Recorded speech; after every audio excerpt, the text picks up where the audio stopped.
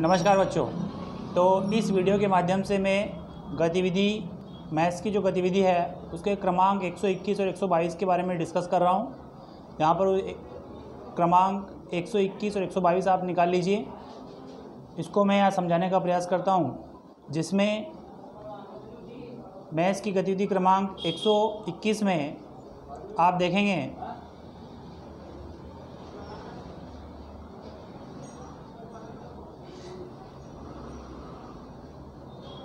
गुणज एवं गुणनखंड। निम्नलिखित संख्याओं के सभी गुणनखंड लिखिए। इसमें आपको दे रखे हैं 36, 24, 15, 12, 7 और 23। तो इसमें 36 के सभी गुणनखंड आपको लिखना है, मतलब 36 किस किस के पहाड़े में आते हैं वो सभी गुणनखंड जो है 36 के आपको लिखना है। आपको यहाँ पर एक बात ध्यान रखना है कि एक जो होता है 1 वो सभी संख्याओं का गुणनखंड होता है। तो एक यहाँ पर सबके आगे अपने को सभी के गुणनखंडों में लिखना है, ठीक है। तो यहाँ पर हम 36 के गुणनखंड लिखेंगे। तो 36 के क्या गुणनखंड होंगे?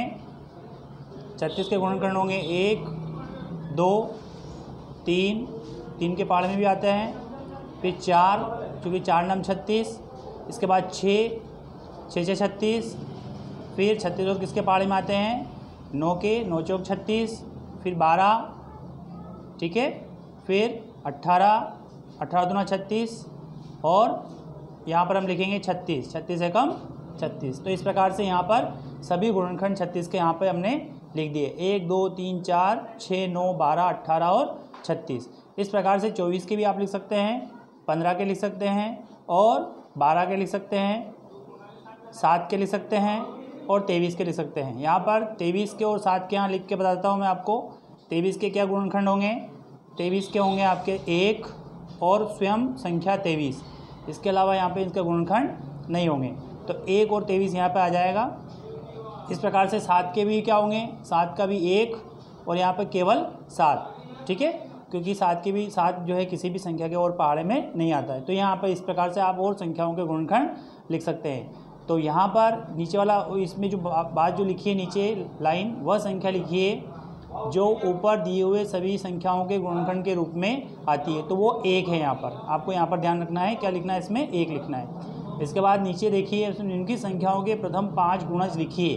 प्रथम 5 गुणज लिखना है, मतलब आपको यहाँ पर 8, 8 दूना 16, 8 तिया 24, इस प्रकार से यहाँ पर 5 गुणनखंड प्रथम गुणज जो है लिखना है। 8 दूना 16, 8 तिया 24, 8 चौक 32, 8 5 40। इस प्रकार से यहाँ पर प्रथम 4 गुणनखंड या 5 गुणज जो है आपको बोला गया है वो आप यहाँ पर आसानी से लिख सकते हैं, ठीक है। इसके बाद है आपके 10 के भी प्रथम 5 गुणज लिख दीजिए। जैसे कि 8 के अपन ने 8 5 चलिए 8 छंग 48 तक यहाँ पर लिख सकते हैं आप, 48 भी लिख दो इसमें, ठीक है।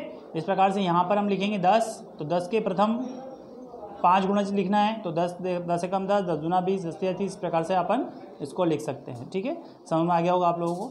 जांच कीजिए, पता लगाइए कि क्या इन गुणजों की सूची कहीं समाप्त होगी। तो क्या पहाड़े कहीं समाप्त होते हैं क्या? तो गुणजों की सूची समाप्त नहीं होगी। प्रत्येक संख्या के जो है अनंत गुणज होते हैं। तो इस प्रकार से इस गतिविधि क्रमांक 121 के बारे में यहाँ पर इसमें हमने डिस्कस किया। अब हम चलते हैं नेक्स्ट वन 122 पे।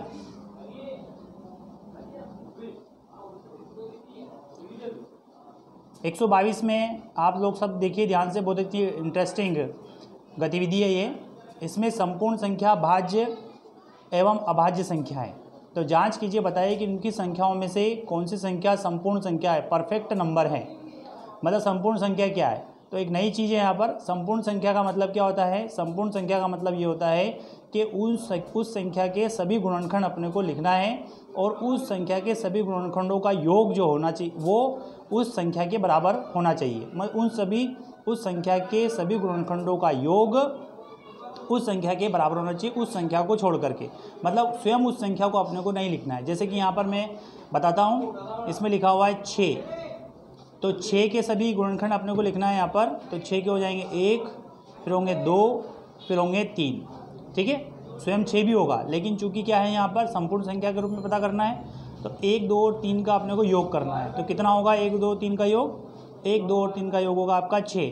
तो इस प्रकार से ये संपूर्ण संख्या है।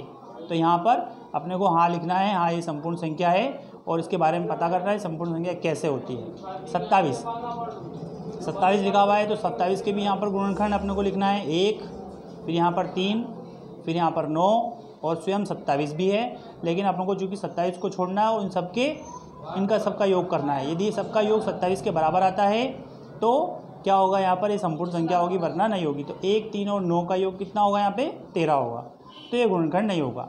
ठीक है, आगे अपन चलते हैं। यहाँ पर निम्नलिखित संख्याओं में कौन सा युग्म सहअभाज्य संख्या है, ज्ञात कीजिए और बताइए। सहअभाज्य संख्या क्या होती है? सहअभाज्य संख्या ऐसी संख्या का युग्म जो होते हैं वो ऐसी संख्या होती है जिनके गुणनखंडों में केवल 1 कॉमन होता है। मतलब 4 के गुणनखंड भी लिखना है अपने को और 15 के गुणनखंड भी लिखना है, और पता करना है यदि 1 से ज़्यादा यदि इनके गुणनखंड कॉमन आते हैं तो वो युग्म सहअभाज्य संख्याएं नहीं है, और यदि एक ही केवल कॉमन आता है तो फिर वो युग्म सहअभाज्य संख्या है।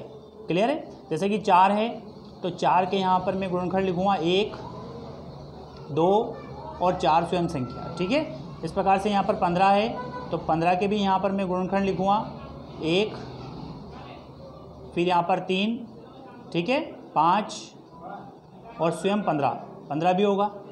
ठीक है, ये इसके गुणनखंड हो गए। तो इस प्रकार से इन दोनों के गुणनखंडों में आप देखिए यहाँ पर केवल 1 कॉमन है, इसके अलावा कोई भी संख्या कॉमन नहीं है। तो फिर यहाँ पर क्या लिखेंगे, 4 और 15 क्या है, यहाँ पर ये युग्म सहअभाज्य संख्याएं हैं। क्लियर है? आगे समझ में आप लोगों को। इस प्रकार से आप 15 और 37 का भी कर सकते हैं और 17 और 68 का भी कर सकते हैं। ठीक है, ये हो गया आपका। तो इस वीडियो के माध्यम से मैंने बताया कि गतिविधि क्रमांक 121 और 122 में किस प्रकार से बच्चों को प्रॉब्लम आ रही है।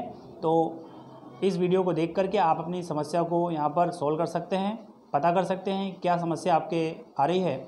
और thank you for watching this video.